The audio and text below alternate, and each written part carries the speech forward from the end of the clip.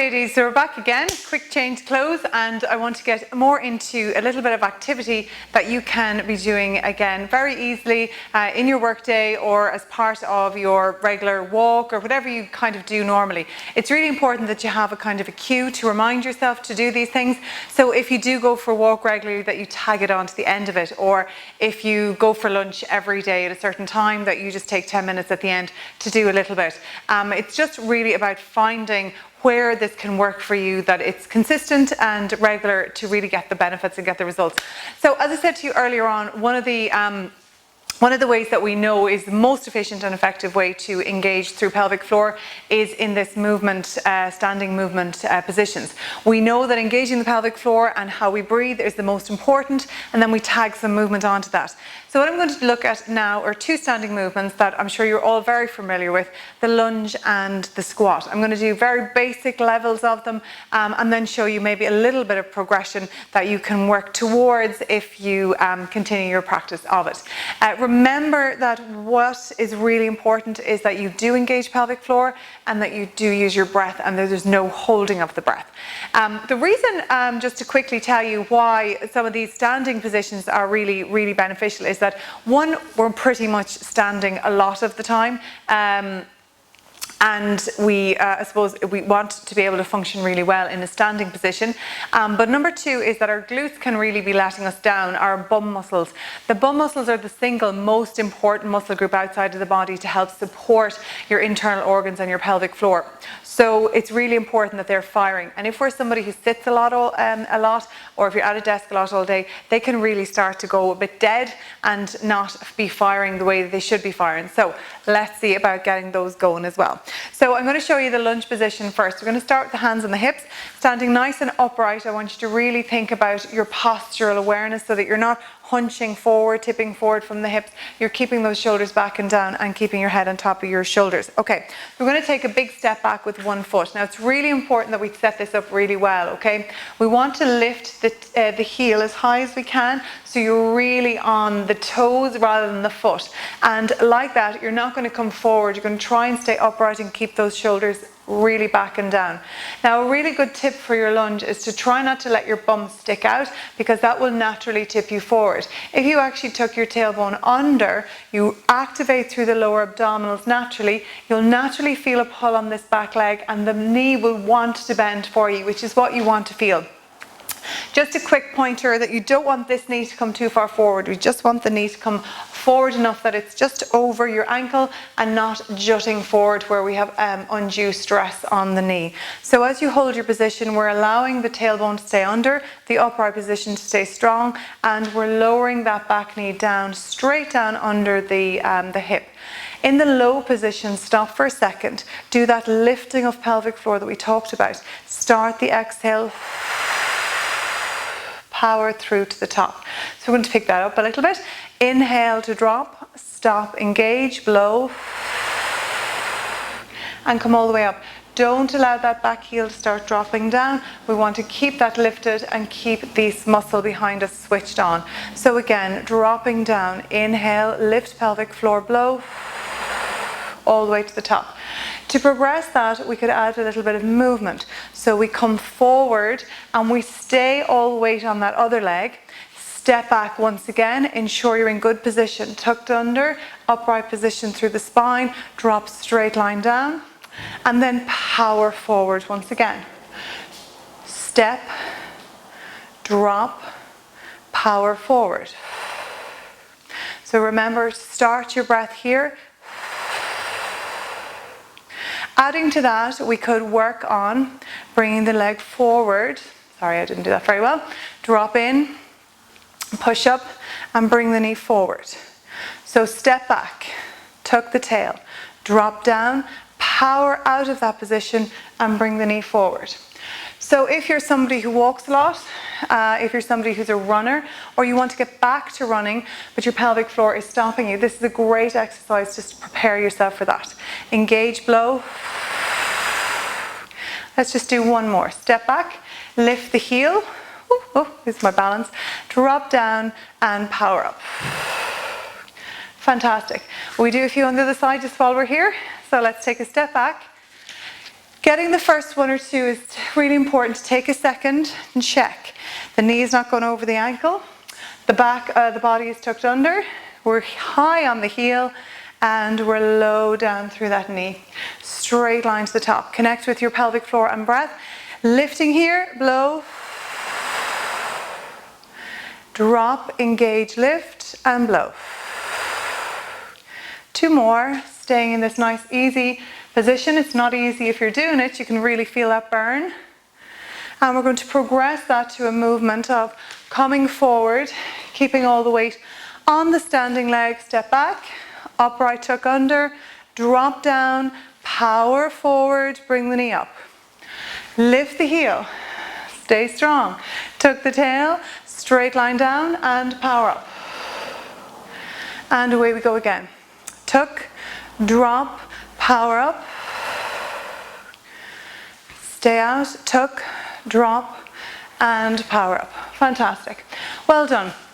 So ideally you want to look for maybe doing 10 to 12 on both sides, and one set is enough if you're going to combine it with maybe some squats and some other movements that we're going to look at as well.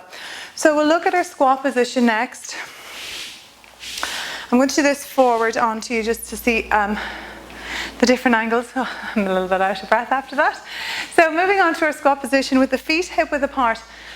We want to look at our feet position. Just have a look to see, can you hold a position where the outside of the foot is really straight? And does it stay like that through your squatting position? Or do you see your toes starting to flare out? So if you do, we just want to keep bringing those feet back into position and correct any misalignment in the spine.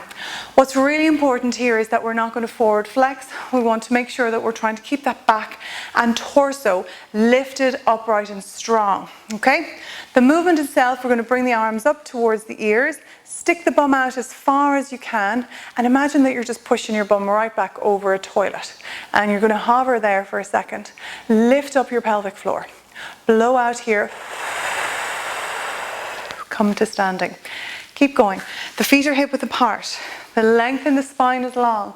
We're going to push that bum right out and lower yourself back, back, back, back, back. Lift your chest, lift your eyes, lift pelvic floor, blow. So a little bit faster. Lengthen, stick the bum out. Lower yourself down, engage and blow. Last two. Stick the bum out. Get right back as far as you can. Watch that the knees do not come in and lift. Last time. So again, this is just to demonstrate, show you where you should feel it, how to integrate the pelvic floor engagement and the good breathing technique with this movement. So after that squat position, we're going to move to the floor. There's two exercises I just want to quickly go through with you as well that I feel are so great at hitting the spot in terms of your back health and your pelvic floor engagement. So we're going to move to the floor now, but as we move to the floor, just take note of the rolling down which we use in Pilates, and it's so good for just stretching out the spaces between the vertebrae and really giving a little bit of release to the full length of the spine, a little bit of flexibility, which is just great if there's any tension or tightness there, and of course there always is when we're sitting at the computer and at the desk all the time. So we're moving down to the floor slowly, standing at the end of your mat, tuck your chin in and use it like a real roll. You're going to round your shoulders, really drop your chest in, drop your ribs into your spine, try and drop your ribs down to your hips. Just let everything roll up at the front of your body. You can't but notice it as you come forward. Hang the weight forward and just hold here. Remember what I said to you about keeping the weight out of the heels. Just keep that weight lifted and hang your weight. As we come down, we're going to bend the knees to bring the hands to the floor and then the knees to the floor. At this point now, we're going to come out onto all fours with the hands directly under the shoulders and the knees directly under the hips. So it's really important that we start by looking at our postural awareness, and I suppose that goes for everything that we do. When we're consciously trying to exercise and we're trying to look at pelvic floor as a focus, we still need to look at the entire body as a unit. So the pelvic floor could be considered a unit, or sorry, the core and pelvic floor is all one unit.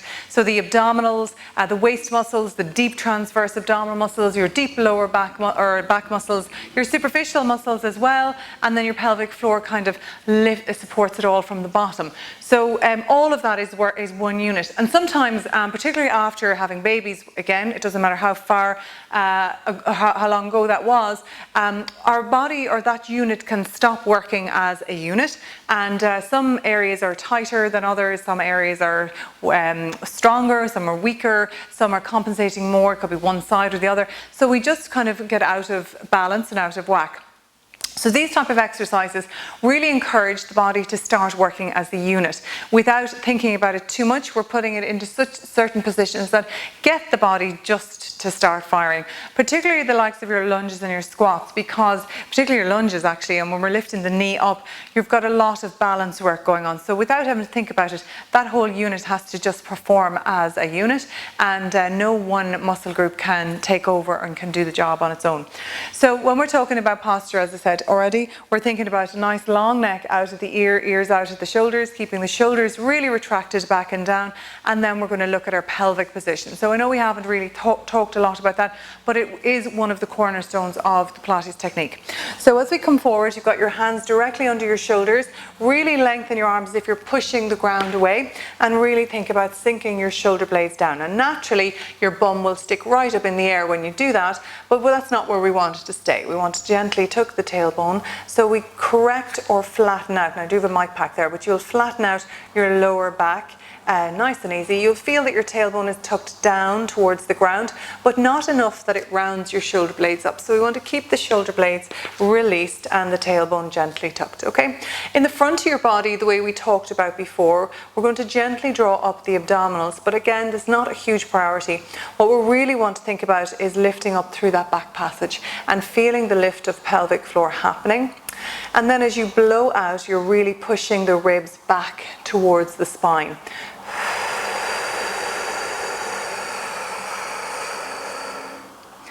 Now this alone, if you're holding everything lifted and drawn in, and you're really guiding the ribs back to the spine, closing everything up nice and tight every exhale, and really powerfully exhaling to the very end, you will find that you're doing a lot of work without moving at all. This is sometimes a place that I will start some ladies when they're coming to me for pelvic floor dysfunction, or if they're finding that they can't really connect to the pelvic floor much. So when we talk about pelvic floor dysfunction, we're not necessarily just talking about a weak pelvic floor that needs to be trained up. We can also be talking about an overtrained pelvic floor that needs to be stretched and relaxed. And again, it's all about balance, bringing balance back into the body. So we want to create situations where we're engaging to bring strength and functionality to the body, but at the same time that we're getting the flexibility and stretch element to keep the balance and to bring your body back into balance as much as possible.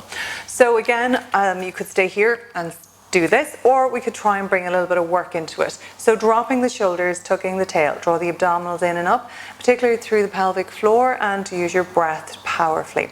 Keeping your toe on the floor, I want you to bring your right leg to fully straight, keep the toe down, but the first thing that will generally happen is the hip falls or the back arches. So lift up your hip on that side, tuck down your tail on that same side, and think about drawing in and drawing up the same as we talked about already. Floating up the opposite arm if you think you can, keep the chin in, and long neck. Draw everything back into the center with as little movement or wagging of the tail as possible. Keep that tailbone drawn down, the abdominals drawn in and up, particularly through the pelvic floor, and a big exhale.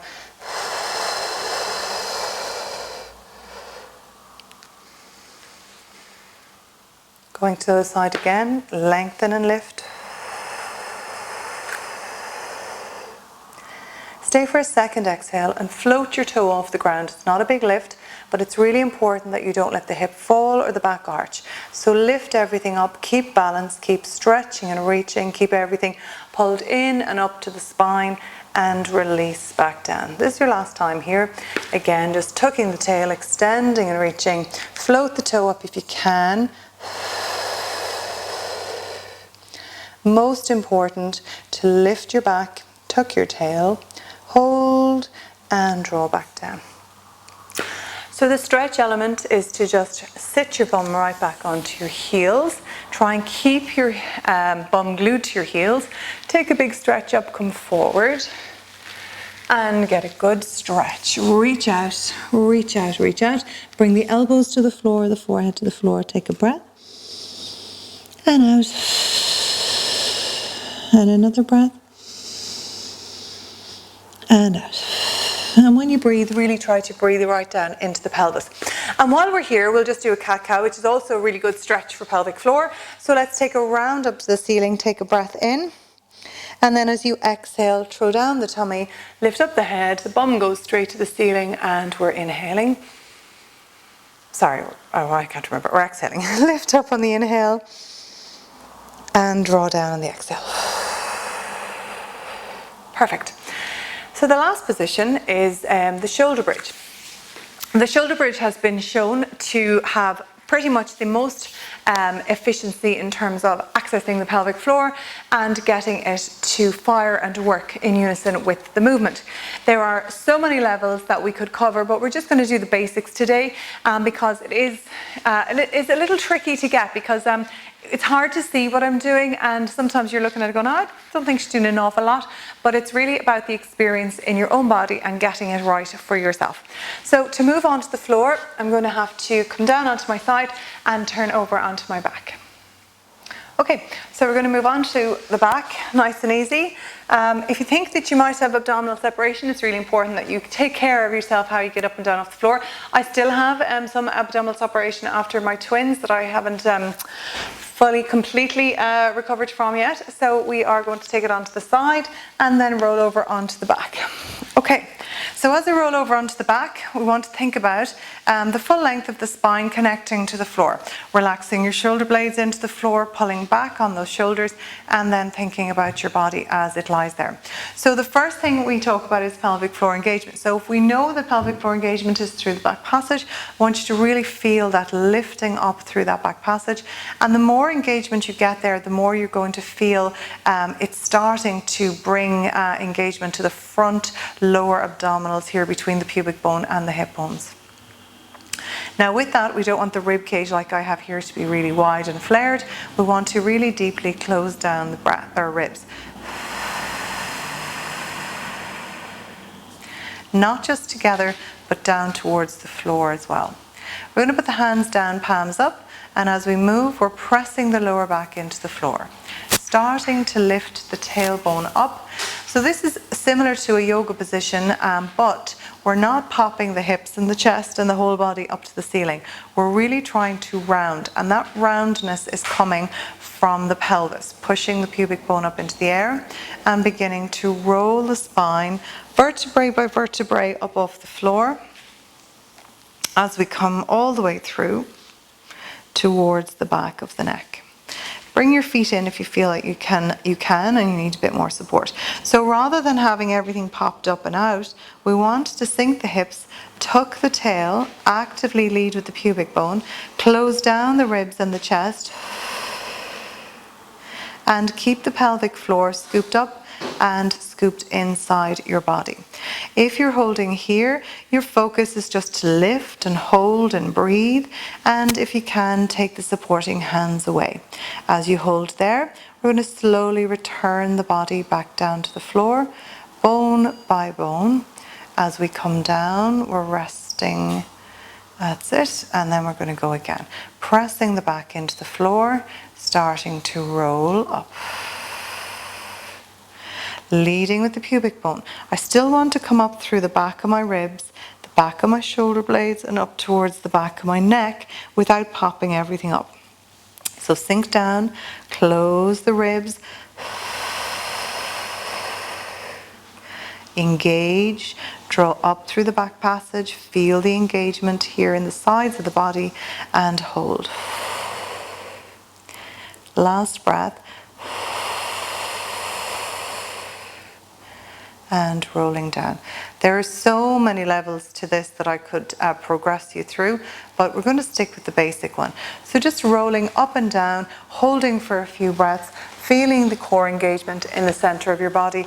That's what that's all about, and just going through the motions of the movement. It's also such a fabulous stretch for your spine, particularly through the lower back, where if you have any tension across the shoulder blades or the top of the shoulders, where I certainly always carry my tension. So what I've also included in your ebook is access to another resource that I have about abdominal separation. So if you think that you might have abdominal separation, what I have included in that resource is a how-to self-check and some other information on how to start your rehabilitation in terms of the abdominal separation.